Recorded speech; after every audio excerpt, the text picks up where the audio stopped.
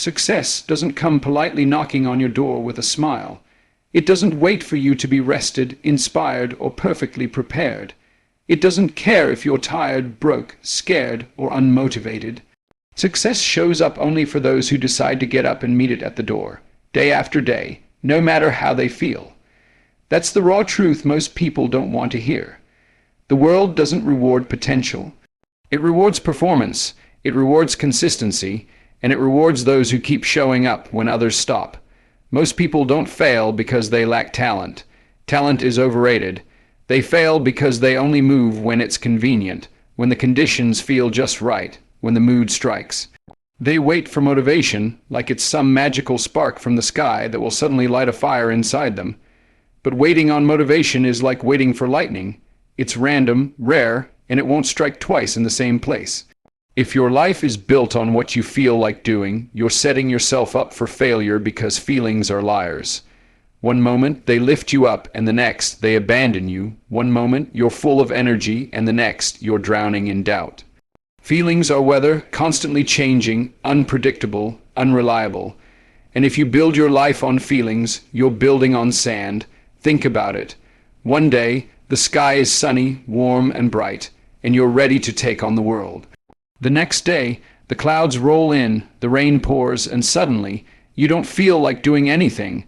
That's life, unpredictable. If you wait for perfect conditions, you'll never start.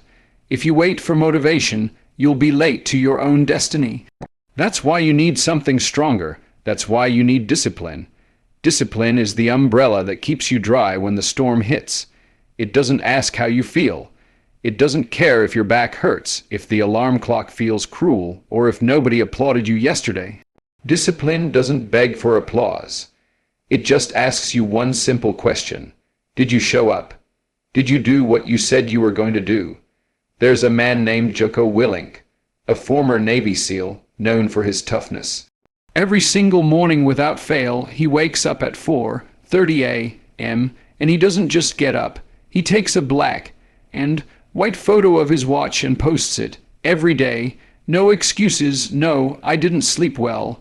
No, I'm not feeling it today. Just proof that he showed up. And the point isn't to brag. The point isn't to show the world how tough he is. The point is to deliver a message. I'm doing the work even when I don't feel like it. Because champions don't wait to feel ready. They don't wait for the stars to align. They don't wait for motivation to knock. They decide and then they do. That's what discipline is, giving orders to your mind instead of taking orders from your feelings. Discipline is when you look at those lazy thoughts and say, I hear you, but I don't follow you anymore. And here's the thing. Most people believe they have discipline until life tests them. Until it's 5:30 in the morning and the bed feels warm and safe. Until they get home from a long day of work and the gym is calling, but so is Netflix. Until they start writing that book, building that business, or making that music, and the applause never comes. That silence breaks most people. They confuse hype with discipline. They think they're committed, but really they're just excited. Excitement fades. Discipline endures. Discipline says, I do it anyway. That's the dangerous truth most people don't want to face. Nobody is coming to stop you from quitting. The world won't beg you to keep going. You can lie to yourself, say, I'll try again next week. And the world will nod and move on. But your mind is always listening. And every time you break a promise to yourself, every time you skip the workout, every time you put off the hard thing, you're training your mind. You're teaching it that your word doesn't mean much. And when it comes time to step up, when you need confidence, grit, and self-belief, your mind will come up empty because you've been teaching it not to trust you. But flip the script. Every time you keep your word to yourself, every time you show up when you said you would, you start building something powerful, self-trust. That's the bedrock of real confidence. You don't need motivational quotes. You don't need applause because you've proven to yourself that you can rely on you. You said you'd write every day. You wrote. You said you'd run. You ran. Rain, shine, cold, tired, it didn't matter. You showed up. That's how discipline transforms from action into identity. And once it becomes who you are, everything changes. Because when discipline becomes identity, you stop asking, will I do this today? And you start saying, this is just what I do. You stop negotiating with yourself. You stop giving feelings the steering wheel.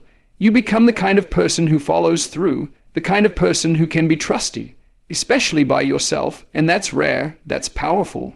Because in a world full of people who show up when it's convenient, when it's easy, when it's comfortable, you'll already be ahead. Not because you were more talented, not because you had better luck, but because you trained your mind to show up when others didn't. That's what separates the dreamers from the doers. That's what separates potential from power. The truth is, no one is stopping you from being great but you. Your excuses might feel valid, but they're still excuses. Your feelings might feel strong, but they don't have to dictate your life. Discipline is the equalizer. It doesn't matter if you're scared, tired, or broke. What matters is that you showed up. What matters is that you kept your word. So the next time your alarm goes off and every part of you screams, not today, remember this: greatness is built in those moments. Success is born in the choice to rise when it would be easier to stay down. Discipline is forged in silence, in sacrifice, in the daily grind. And every time you choose to show up, you're stacking bricks. You're building something that feelings can't touch and excuses can't destroy. You're building the kind of strength that lasts. That's where greatness begins. Not in hype, not in excitement, but in the quiet, steady decision to show up anyway. Hype is exciting. It's electric. It feels unstoppable in the beginning. You make the playlist, you buy the journal, you post the quote, and you tell yourself, this time I'm serious. And for a while you believe it. The rush of a new decision fills your chest, and it feels like nothing can stop you. But here's the problem. Hype fades, that spark doesn't last, because hype is emotional and emotions are temporary. You can't build a lasting life on something that burns out after a week. Look around every January. The gyms are packed on the 1st. New shoes, fresh outfits, people hyped up about change. It looks like a party in there, but wait a couple of months and the crowd is gone. The treadmills are wide open. The only people still there are the ones who built habits, the ones who didn't depend on excitement. Because hype can get you started, but only habits will keep you going. Success, real success, isn't loud. It isn't dramatic. It isn't a highlight reel. It's boring. Yeah, boring. It's repetition. It's unsexy. It's waking up, putting in the work, and repeating that process every day when no one's watching, when no one's cheering, when it feels like nothing's happening. It's studying the film, making the calls, writing the pages, showing up again and again and again. Most people quit because it feels too quiet, too slow. But what they don't realize is that something is happening beneath the surface. Every rep is planting a seed. Every habit is digging roots. And eventually, those roots grow into something strong, something that lasts. James Clear said it best: you don't rise to the level of your goals. You fall to the level of your systems. Everybody's got goals. Everybody wants to be great. But a goal without a system is just a wish. A wish won't carry you when life gets heavy. A wish won't hold you up when motivation runs out. But a system, a routine, a habit, that's what keeps you in the fight. Habits don't ask how you feel. They don't care if you're tired, sore, or uninspired. Habits just ask one question: is it time to go to work? You ever see someone who's mastered something? An athlete, a musician, a speaker, a craftsman? Watch them closely. Their work almost looks effortless. It flows. It's sharp, smooth, controlled, but don't get it twisted. That flow wasn't born overnight. It wasn't luck. It came from thousands of hours of quiet, unseen practice. It came from repetition. It came from the daily grind that nobody celebrated. That's the power of habits. They build mastery brick by brick until excellence looks natural. There's a story about Kobe Bryant that says it all.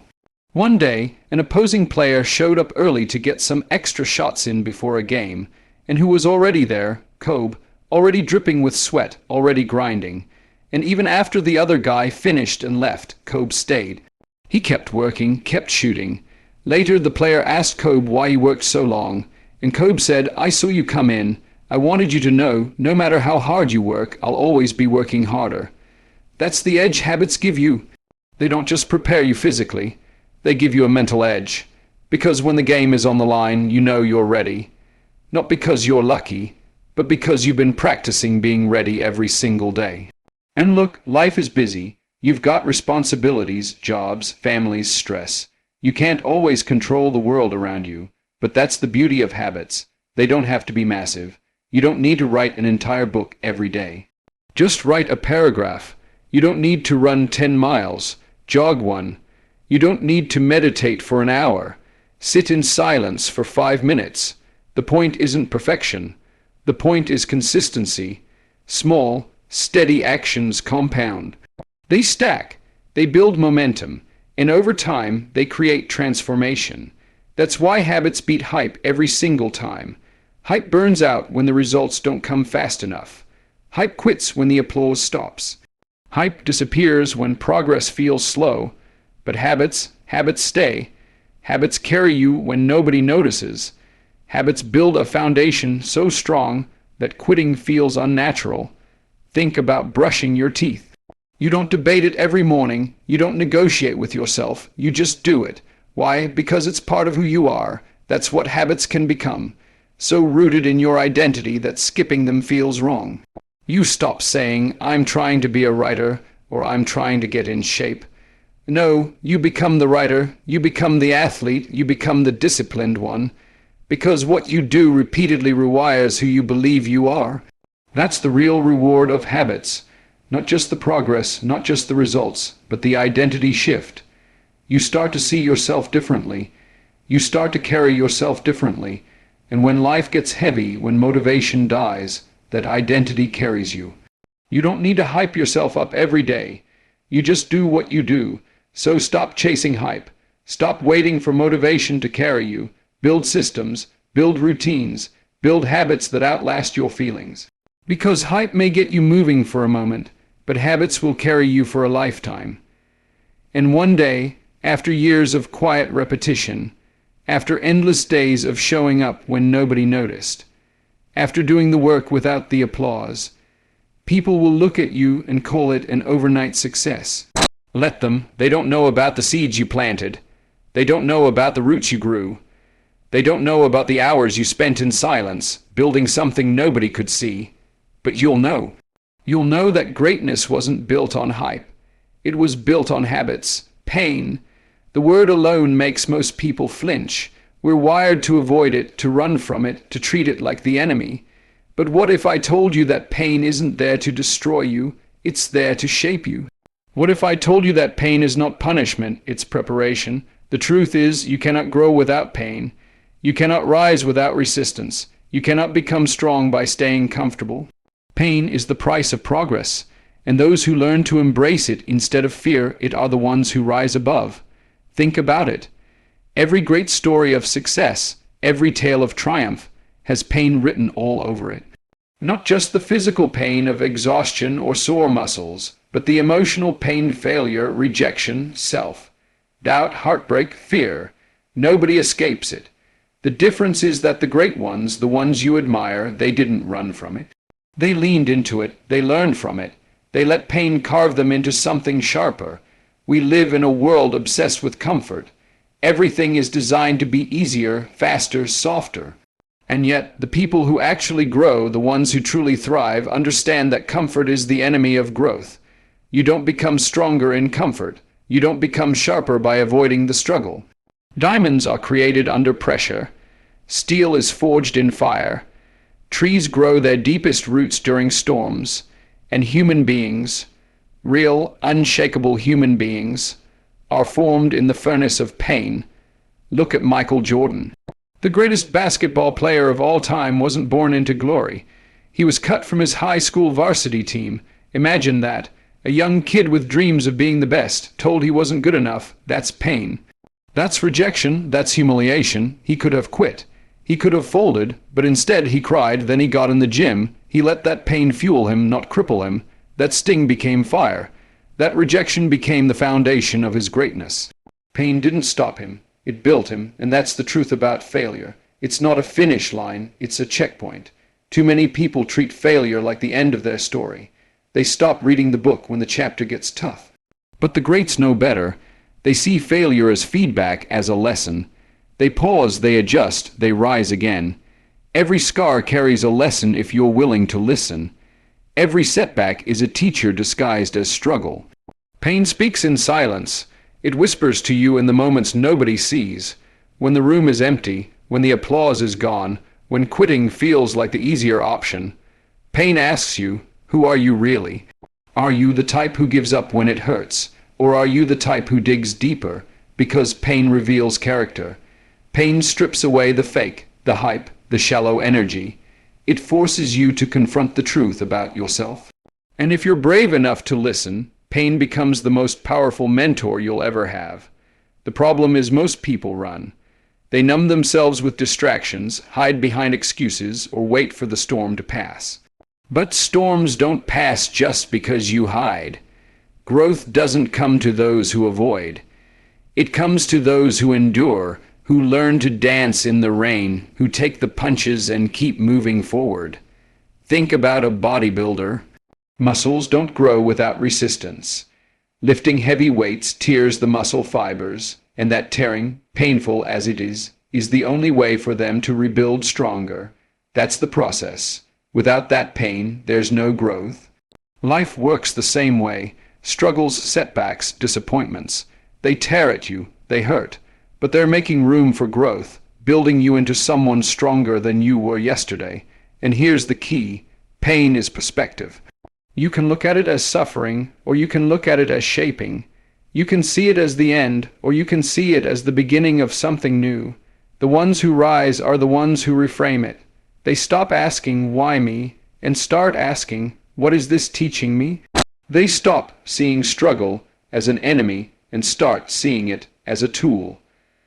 Every champion you admire has scars. Emotional, physical, spiritual scars. The question isn't whether they faced pain, it's what they did with it. Did they let it break them, or did they let it build them?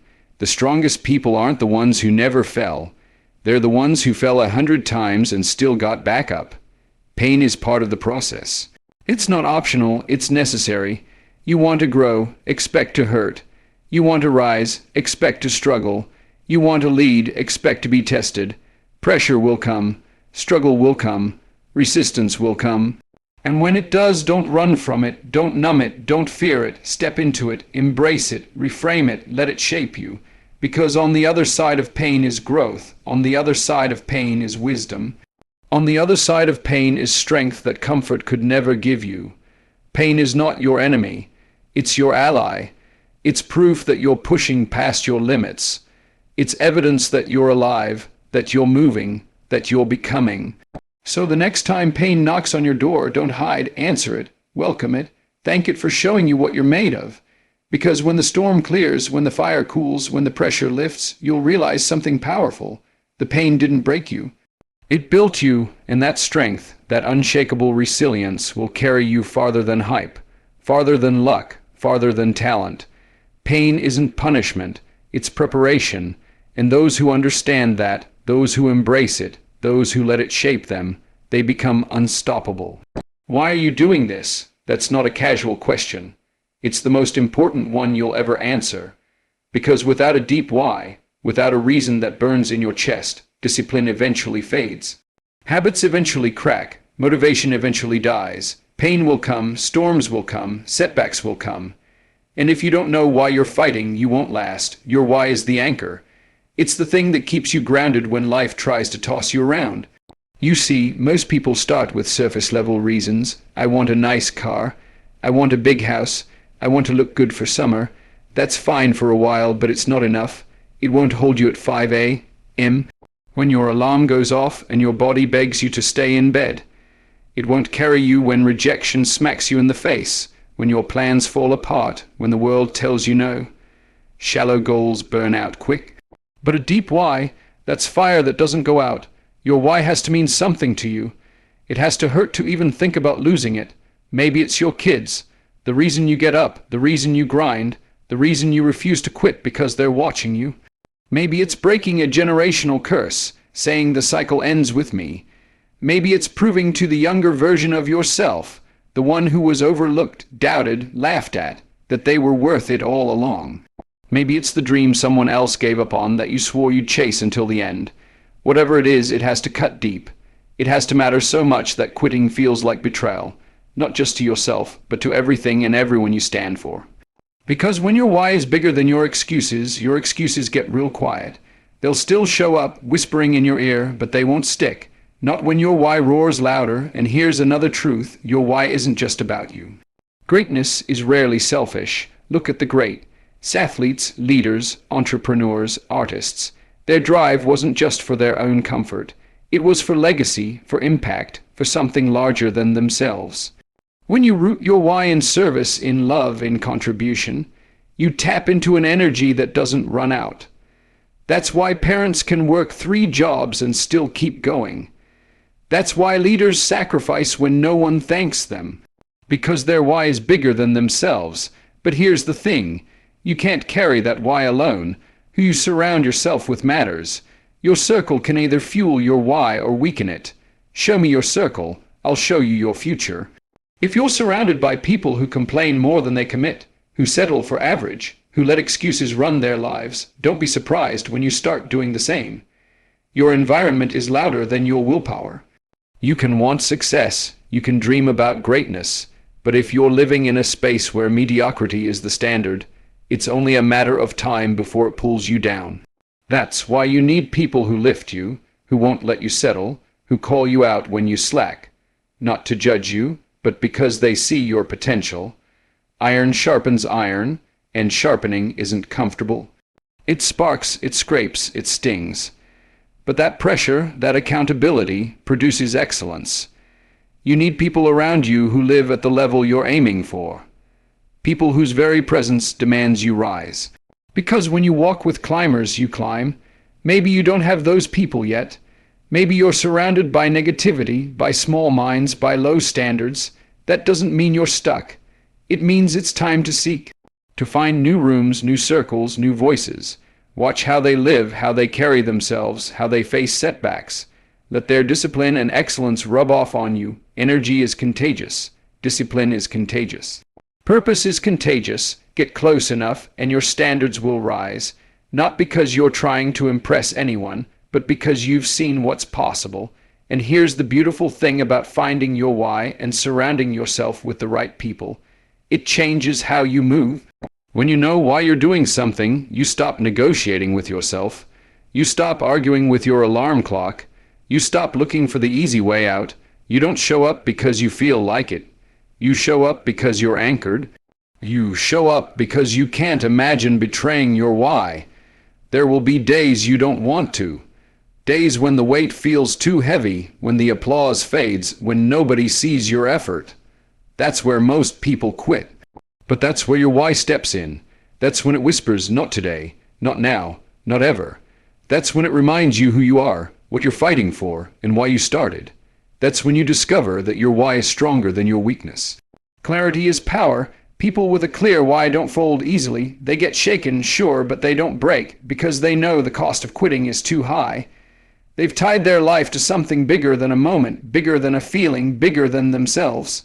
And when you live with that kind of clarity, that kind of conviction, you become unstoppable. So what's your why? Don't give me a surface answer. Don't give me something that sounds good on paper. Dig deep. Ask yourself the hard questions. What do I care about so much that losing it would break me? What promise did I make that I refuse to betray? What future do I see that I can't leave without fighting for? Don't stop until you find it, and when you do, write it down. Put it where you can see it every day. Tattoo it on your mind. Let it drive you when nothing else can. Because when your why is real, when it's rooted deep, nothing can stop you. Not failure, not fear, not fatigue, not rejection. You'll keep showing up. You'll keep climbing. You'll keep pushing, not because it's easy, not because it's fun, but because it's who you are now. And when the breakthrough finally comes, when you stand at the finish line and look back at every storm, every setback, every night you almost quit, you'll realize your why carried you here. That's the reward. That's the power. Not just achieving the goal, but knowing you became someone stronger, someone truer, someone unstoppable along the way. So ask yourself again, what's my why? Make sure it's deep. Make sure it's real. Make sure it's strong enough to carry you through fire. Because when your why is right, your future is inevitable.